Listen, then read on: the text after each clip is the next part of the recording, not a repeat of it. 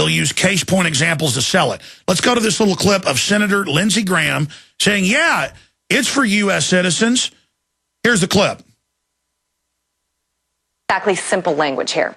So why don't I play something for you from one of the bill's backers, Senator Lindsey Graham from South Carolina. This is what he said on the Senate floor a few weeks ago.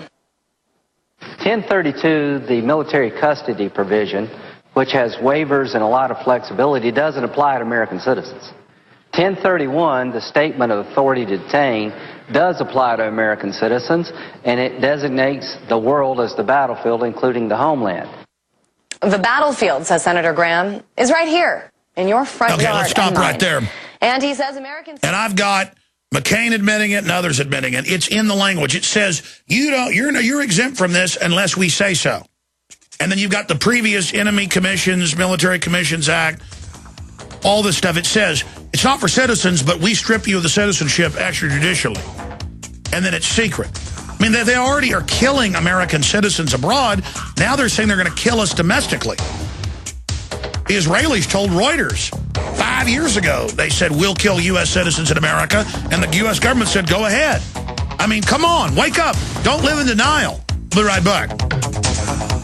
We all know. Okay, so I just played you Lindsey Graham playing his little lawyer game with you, Mr. Carbon Tax, Mr. Open Borders. I just played you, the clip, and later I'm going to play some of the other clips where McCain and others admit it's for U.S. citizens. But notice, this was always there, but when they wanted to get it passed and they didn't want opposition to mount, they came out last week and said it wasn't in there, some of the Republican and Democratic leadership, and they had operatives online in a disinformation campaign. Most of them paid bloggers and Pentagon people. And they've got a script, they go follow it, they say this isn't true, just to make the debate about whether it's true or not, so that people don't then have a debate about, do we want to be secretly arrested and disappear forever and be tortured? Now, they're going ahead with torture, and of course they denied torture at first, and then it came out the White House ordered it, so they went ahead and burned some of their own minions in all of this.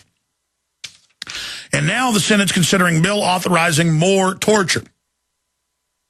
And the law enforcement magazines we've shown you actually create situational ethics, and then the TV shows do as well, part of the brainwashing, where you torture people's kids, which did go on at Abu Ghraib. If they can get the security services to torture kids, they got them. And, of course, it turned out they hired a lot of former federal prison guards and others who'd been caught raping people and stuff. And that's who they are. In fact, it's in the news today. TSA whistleblower, feds covered up sexual assault. And it gets into, they're not just raping the public in those back rooms or on the street in their uniform or on the parking lot of the airports. And they flash their badge and just say, I have they've been quoted as saying, I have a administrative privilege. I'm going to rape you. I mean, these people are crazy. They've gone crazy multiple times, beginning stripping down naked, and when one case at LAX screaming, I'm God, I'm God. I mean, that's the type of folks that want to grab grandma's genitals all day. I mean, I didn't know they stacked maggots that high, but they do. And a lot of the TSA people apologize when I go through, oh, Alex, we know what's going on. We want to unionize. We know this is a joke. But then they always have that special one they call over when you say opt out or whatever who enjoys it. But flying out of Austin Bergstrom a month ago, I ran into one that was like, oh, we got a troublemaker, Alex Jones. Some balding, gray-haired guy, and I was like, hey. He was like, he thought he was intimidating. He's like, yeah. I was just laughing, and I was like, you must be the most pathetic creature in the galaxy to want to have this cowardly job where you can exercise petty power all day on real humans. My blood's 10 trillion times redder than yours, Mac, and you know it, and you hate it. You can smell my red blood, you little psychic vampire, can't you? Excuse me. I'm going to settle down. Let me just point out, if you want to support us, but more importantly, get the word out, all 18 of my films that are on DVD are available. 18 DVDs, 18 films for $99.95, all of them. Police State 4, Terror Storm, Obama Deception, Fall of the Republic, Dark Secrets Inside Bohemian Grove, Order of Death, Endgame, on and on and on and on and on. 18 of them, $19.95. They're normally $19.95 a piece. Imagine that's $360. No, right now they are $99.95, a $260 discount. You get some bumper stickers, Infowars.com, and you get Citizen Rulebook and other evil stuff like that. All available at Infowars.com or by calling 888-253-3139. We got 2 new films also that are only available at Infowars.com. Scientist Under Attack, Genetic Engineering in the Magnetic Field of Money. Outside the Law, Stories from Guantanamo. Very powerful film. Both of these available at Infowars.com. So spread the gift of information. Don't give somebody wild turkey or fruit pie or whatever they are, fruitcake. Give them some real info and support the InfoWar here at the command base. And we've got running for just 2 more days, 15-day free trial right now at Prisonplanet.tv. You can see the InfoWars Nightly News. All right, Eric Mancow Muller of Mancow.com will be with us for the next 20 minutes or so. You're watching on Prisonplanet.tv. I want to draw something here for you. We're going to Mancow here in a moment. Go back to the Federal Reserve takeover of America in 1913. They still had to federalize everything, get us in debt. Tyranny generally grows very, very, very slowly in history. But when it reaches a critical mass, it starts going straight up. And that's basically what's happening. Fresh on the heels of passing in the Senate, indefinite detention, no judge, no jury, by the military, the Inde Posse Comitatus operating on the streets of America. They've already been gearing up for this for a long time, but this is ahead of the controlled financial collapse. They now are coming out and saying, we'll just torture citizens, anybody we want, we'll rip your teeth out, everything. We're just going to make it legal for the government to torture the living daylights out of you. So see, we're going off the cliff. We've now jumped off, and all the craziness we've seen is just the starting gun. That was that split second of pow. Now the orgy is going to start. And it's a psycho orgy. Mancow, it's good to have you here with us. What do you think of all the craziness that's happening? Well, I didn't hear everything you just said, but are we talking about orgies? We're talking about an orgy of corruption, yes. What is, Alex, what is wrong with you? Everybody I meet from Austin, Texas, all the guys, none of them work. They all have bushy sideburns. They're into ironic music that's too hip for human ears. They listen to dog whistles and say it's great.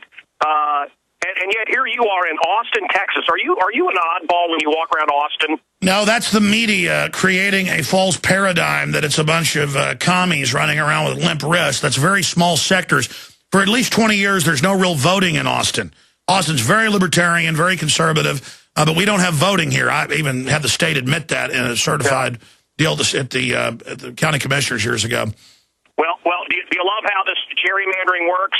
So much so that now they've redrawn the lines, and a guy like Barney Frank can't get in. Barney Frank, who's responsible for much of the housing bubble crisis, and his friend Newt Gingrich helped. I mean, no matter how we vote, it seems, left or right, we get more of them, and by them, I'm talking about our friends in the government. It's crazy. And of course, you were talking earlier about the endless detentions they want. I wanted to prove that waterboarding was not torture. I did it.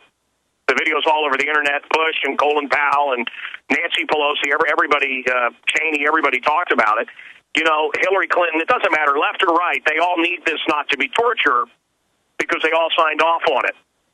And look, there is an Islamic threat. You and I agree on this.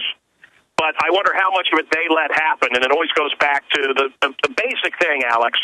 Sorry to ramble on here, but it always goes back to the basic thing, which is, what am I going to say? Well, you talk about problem, reaction, solution. I mean, now more than ever, they've given al-Qaeda publicly Libya. They're now sending them into Syria. The underwear bomber was put on the plane by the U.S. government. This is all admitted, Mancow. Yeah. And I think about all these reports I've seen. NBC, it's just, you and I both have a real hatred for the chinless Chucky Todd. I can't stand that guy. But here you have NBC, owned by General Electric. They pay no taxes.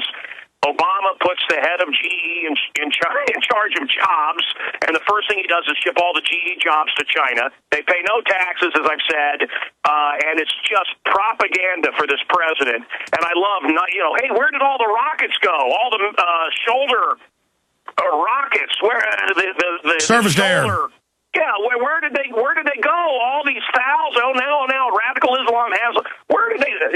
Where did they all go? Look, our government wants the radicals to have these missiles. That's why, and they also want to show every dead kid in America. Look what guns do when they purposefully do not enforce the gun laws we already have. Problem, reaction, solution. They create the problem. We react with fear, and their solution is always you and me and everybody listening. We lose our freedom, or we lose a little more do-re-mi for our pockets. Mancow.com's the website. Big segment straight ahead. We'll get into Newt Gingrich, Ron Paul. We'll get into internet censorship and a lot more. Hey, everybody. Eric Mancow-Muller of Mancow.com joins us. I wanted to get his take on the Republican field, on what's happening in the global economy, on problem, reaction, solution, on the feds now ordering delisting of websites on Google. No judge, no jury. It's getting crazy. The internet kill switch a la carte. But first, Mancow, Fast and Furious, we learned that the government shipped the guns directly into Mexico and into Indiana, Illinois, Florida to drug gangs they like to knock out other drug gangs. They shipped drugs in. It's been confirmed that they lied to Congress, and now it's just gone off the radar screen. There's a great example of problem, reaction, solution, or a false flag terror attack. If shipping tens of thousands of guns in that killed thousands of Mexicans, hundreds of Americans, and at least 3 police officers and Border Patrol, if that's not a false flag terror attack, I mean, if they'll do that, why wouldn't they do Oklahoma City? This same Attorney General was the Deputy Attorney General with his hands deep in Oklahoma City 16, 17 years ago. Alex, I'm going to go crazy here. I'm going to go way off course, and I'm going to bring it home, okay? But stick with me. I interviewed a doctor today. I spoke with a doctor, and he's going to be on this Weed Wars TV show. It debuts tomorrow night on Discovery. I don't care whether anyone watches it or not. And he did studies on marijuana, and basically, whether you're pro-weed or not, why we have this war on, this war on everything. The drug wars cost us a lot of money. I mean, I had a kid, a 17-year-old kid in front of my house. He got pulled over. They found a seed. The government took his car. He said, hey, man, it's a used car. They found a seed, a single marijuana seed, and they sold his car. Our government loves finding some kid with a little bit of weed, half a joint, a roach, something, so they can take your property and sell it and then get the money. Okay, this is all. Okay, so they went and did the study. They wanted to prove, this doctor that I spoke with wanted to prove the evils of marijuana. He was anti-marijuana, and he couldn't do it. Okay, I'm not pro-weed, I'm not anti-weed. I'm just saying it's a freedom issue. Now, every time they try to do an anti-gun study, if they're intellectually honest, they cannot prove that more guns equals more crime or anything. Well, that Illinois professor got caught lying to give the only anti-gun study ever, and it turned out it was fake, and he lost his tenure. The fact is that more guns equal less crime.